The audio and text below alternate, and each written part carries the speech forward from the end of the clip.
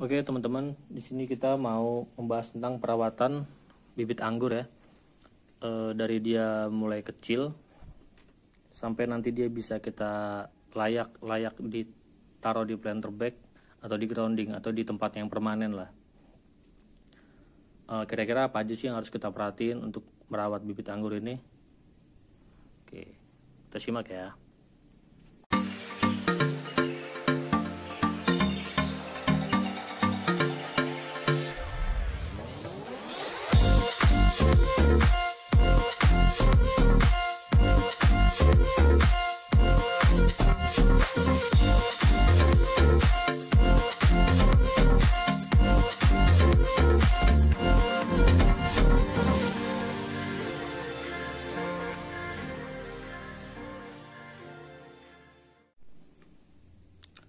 Untuk perawatan bibit anggur ini kita pecah menjadi 4 ya. Yang paling awal itu kita dari media tanam dulu. Ini media tanam yang kita gunakan ini kalau bisa wadahnya itu udah besar ya. Kenapa wadahnya itu udah besar gitu? Karena biar nanti dia nggak harus kita pindah-pindahin lagi. Nanti kan kita misalnya naruh di tempatnya kecil, kita pindahkan ke planter bag yang 20, kita pindahkan lagi ke yang 30. Enggak usah yang kayak gitu. Dari awal langsung aja ditaruh tempat yang besar. Memang nanti dia jadinya agak kayak stagnan karena dia fokus di perkembangan akar dulu gitu. Nanti kalau udah cukup baru dia tumbuh di bagian yang atasnya kayak gitu. Nah, jadi dia yang pertama itu dia di media tanamnya dia harus wadahnya udah jangan kecil lah kayak gitu. Kemudian itu media tanamnya yang pasti udah jadi ya, yang udah matang ya, jangan yang baru dibuat gitu loh, jangan yang baru fermentasi. Jadi memang dari awal-awal udah dipersiapkan kayak gitu. Media tanamnya juga harus poros. Kenapa harus poros? Karena waktu kita nyiram itu biar nanti airnya itu langsung jatuh ke bawah, langsung terbagi ke semua bagian media tanam kita. Nah, kan akarnya kan nyebar kan, jangan numpuk di atas. Kalau numpuk di atas itu artinya media tanamnya nanti tidak poros dan keras. Dan kalau keras itu dia nanti akarnya itu jadi susah buat berkembang kayak gitu. Dan yang paling penting poros tuh jangan asal poros ya, dia harus ada campuran tanah juga gitu, entah tanah bambu, topsoil atau tanah biasa lah, pokoknya harus jadi sebagai campuran karena tanah itu fungsinya untuk mengikat nutrisi ya, mengikat nutrisi. Nah ada juga kan teman-teman yang suka pakai media tanamnya itu pakai kotoran hewan. Kalau media tanamnya pakai kotoran hewan harus ini ya teman-teman tuh harus perhatiin baik-baik gitu loh. Kalau misalnya pakai kue kambing, ini kue kambing yang paling sering, soalnya paling murah gitu, paling gampang didapat juga. Jadi kalau kue kambing itu biasanya dia bisa bikin busuk akar atau Laevosarium. Jadi makanya waktu teman-teman mau naruh bibit, media tanamnya itu kalau bisa, walaupun dia dibilang udah matang, itu tetap dikasih trichoderma ya, dikasih trichoderma. Bentar, kayak gini kira-kira. Nah kita pakai yang kayak gini trichoderma.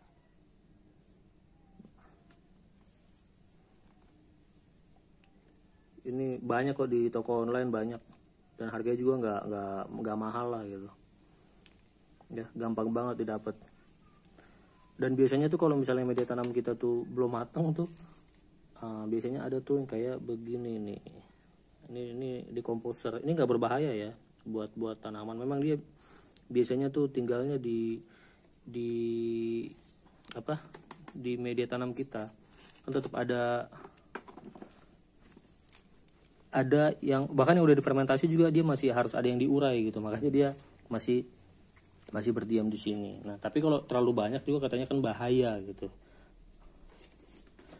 Nah cacing juga gitu ya, cacing tuh bagus tapi kalau terlalu banyak dia juga bahaya. Nah makanya itu untuk media tanam kita juga setiap nih katakanlah nih ukuran 20 liter ya, untuk ukuran 20 liter ini bisa lah gunakan setiap 3 minggu dikasih 1 sendok teh aja nih, ini Furadan. Nah, biar nanti 1 sendok teh atau setengah sendok teh cukup lah itu, biar nanti tuh semua selain kecacing-cacing dan binatang-binatang yang bisa mengganggu, sebetulnya yang paling bagus itu dia nggak ada nematoda sama sekali, jadi nanti akarnya tuh nggak gendut-gendut, nggak jadi ubi gitu. Itu fungsinya furadan ya. Jadi yang pertama itu ya, media tanamnya harus betul-betul baik. Oke, nah yang kedua, teman-teman tuh harus bikin ajir. Ajir tuh ini nih, rambatan bambunya. Nah ini kayak saya ini kan bikin ajirnya pendek ya, jadi nanti harus diganti lagi, makanya sekalian tuh bikin ajirnya panjang gitu loh. Nah, kenapa ajirnya harus panjang? Karena memang anggur itu pertumbuhannya dia ke atas, jadi jangan nanti 1 meter langsung dibengkokin, enggak, biarin dulu dia tumbuh panjang, entah 2 meter, entah 1,8, 1,5 ke atas gitu, baru nanti dia dibelokin. Karena nanti waktu dia dibelokin itu nanti pertumbuhannya lebih lambat. Nah, teman-teman coba aja sendiri kalau nggak percaya. Nanti kalau bikin 2 tanaman yang variannya sama, yang jenisnya sama lah ya, variannya sama, nanti di panjang 1 meter, satu langsung bengkokin, satu lagi biarin tumbuh ke atas. Itu pasti yang tumbuh ke atas nanti dia lebih cepat, karena memang begitu, karena memang sifatnya begitu. Nah, jadi dia biarin dulu tinggi biar lebih cepat ya, dia berkembangnya tinggi. Nah setelah tinggi baru kita bengkokin, kita bentuk. Nah setelah dia panjang sekundernya kira-kira sesuai yang kita mau. Oke, ajir yang kita pasang juga jangan yang kecil-kecil ya. Ini maksudnya ajirnya juga yang ukurannya lumayan besar lah dan kokoh, jadi kita nggak perlu ganti-ganti, nggak takut patah juga gitu. Dan kalau bisa sih ya minimal 1,5 meter lah dia, biar nanti setelah dia panjang 1,5 meter terserah mau dikemanakan, mau langsung dibentuk tajuk, dipindahkan ke planter bag, kemudian ditanam permanen, dibikin bagaimana pembentukan tajuknya, itu terserah teman-teman semua. Yang penting ajirnya itu dia harus kokoh ya di awal ya, biar nggak usah diganti-ganti. Sama disediakan ini pengikat. Kalau teman-teman punya yang tape itu ya udah nggak apa-apa, pakai itu aja gitu. Cuman itu kan harganya lumayan ya. Nah, kalau pakai tali plastik tuh lebih murah. Tapi ini fungsinya bukan mengikat ya, hanya memegang aja gitu loh. Jadi nanti walaupun dia dipasang tuh, terpasangnya tuh kira-kira kayak gini lah nih. Ya, kayak begini doang gitu. Tetap bisa gerak. Yang penting dia nggak kemana-mana aja gitu. Nah, kayak begini juga. Jadi nanti kalau dia udah panjang nggak kemana-mana. Oke. Nah, kita lanjut yang poin yang berikutnya. Poin yang ketiga adalah dari bibitnya itu sendiri. Nah, dari bibitnya itu sendiri apa nih yang harus diperhatiin nih? Nah, kayak gini. Kita buang daun-daun yang paling bawah. Daun-daun yang paling bawah nih kita buang. Kenapa harus dibuang? Kita pakai gunting. Susah. Ini kita gunting ya.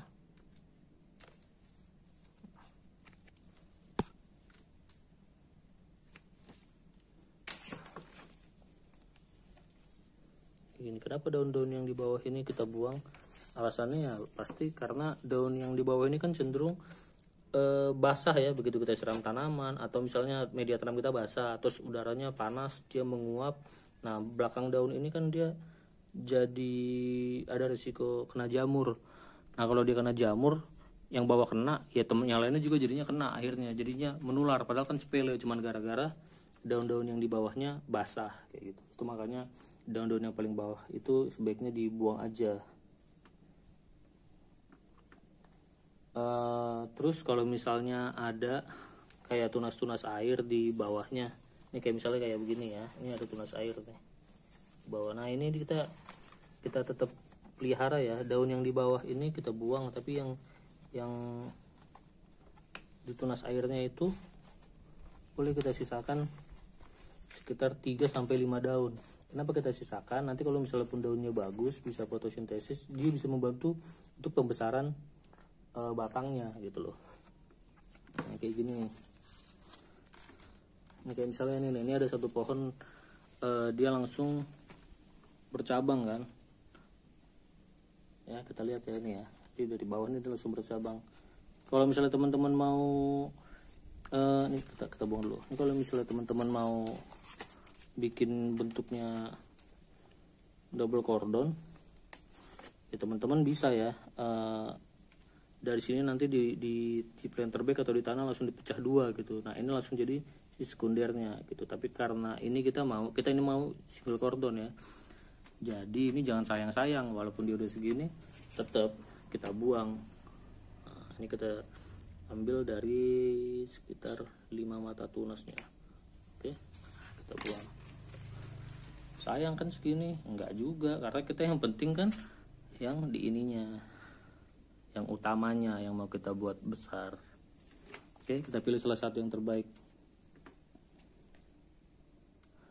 Oke, yang berikutnya apa? Yang berikutnya adalah sulur nih. Di bibit ini sulurnya ini harus dikontrol ya, bukan dipotong, bukan dibuang. Kalau memang dia harus dibuang ya dibuang gitu loh. Kan ada yang bilang kalau sulur itu bisa makan nutrisi. Nggak banyak-banyak banget lah, emang bakal lari ke sulur semua. Sulur juga kan nggak semua tempat ada sulur gitu loh, dan sulur juga satu-satu lah gitu, dan dia nggak akan banyak banget makan nutrisi. Jadi sulur ini baiknya sih dikontrol, bukan dibuang. Dikontrol dalam artian ya begini nih, kalau misalnya seperti ini kita lihat, maaf nih kayak gini nih, sorry. Nah ini calon-calon nyekek nih, ini kalau kayak gini ini dikontrol, artinya ya kalau teman-teman mau dorong atau mau potong boleh gitu loh, tapi jangan dibuang semuanya, nggak perlu, karena biarin aja.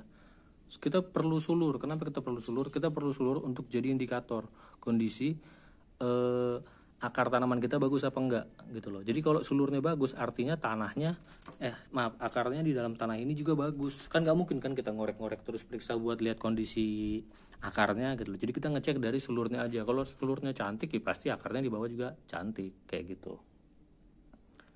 Ya.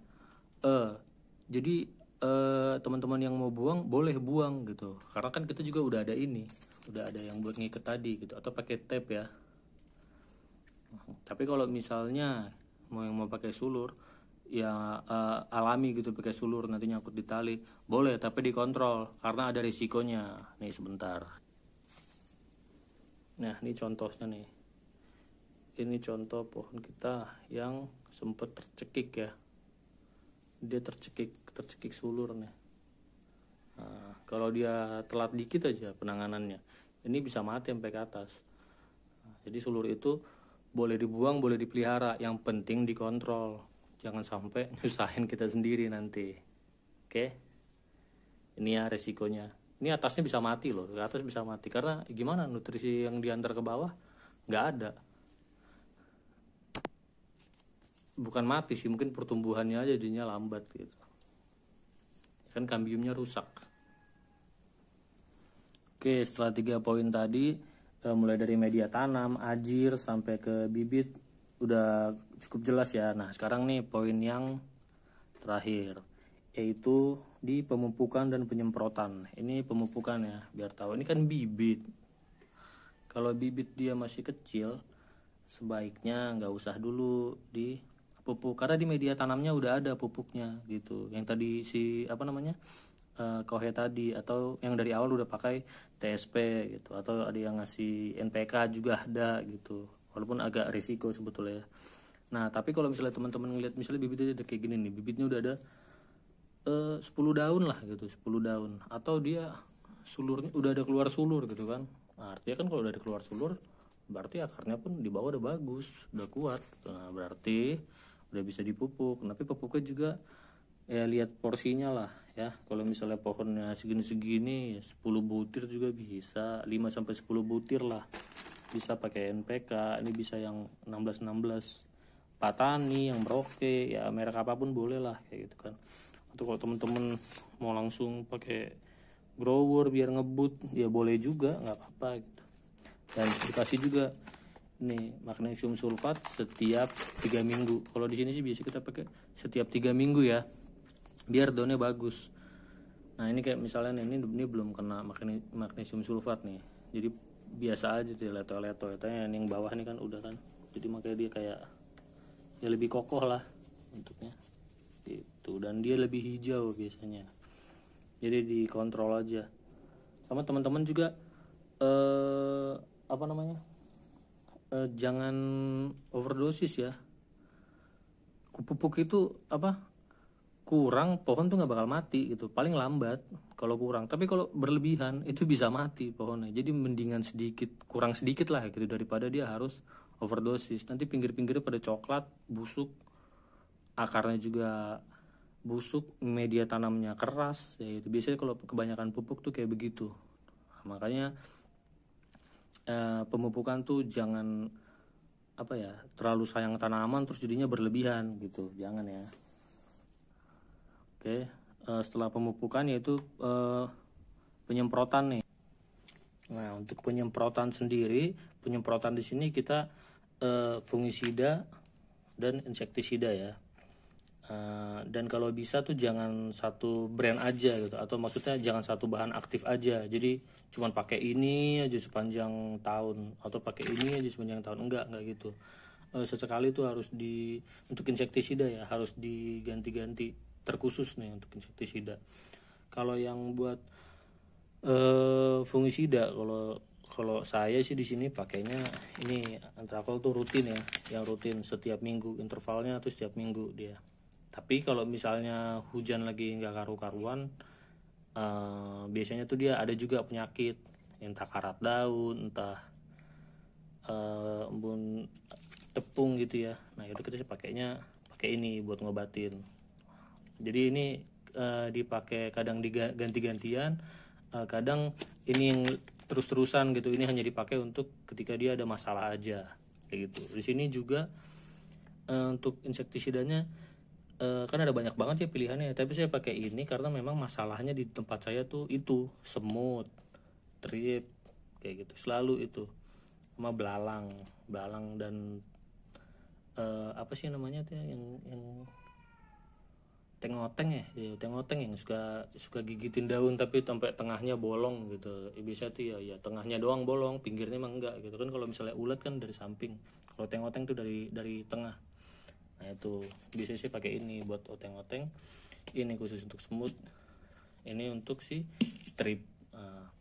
Ini biasanya sih saya ganti-ganti ya, pakainya tuh kita ganti-gantian setiap minggu juga. Jadi kalau ini biasanya masuk di hari Minggu, ini nanti di Kamis, ini Minggu Kamis gitu, dan penggunaannya ganti-gantian, minggu ini, minggu depannya lagi gitu. Atau misalnya ada masalah trip, ya udah langsung ke sini lagi gitu loh, sampai dia betul-betul beres, baru nanti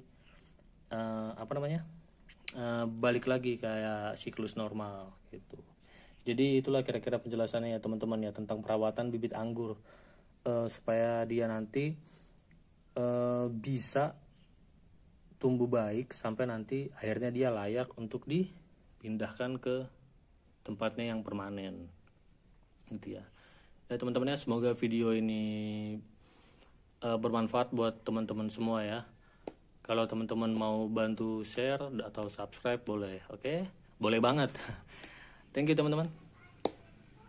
Oke, thank you.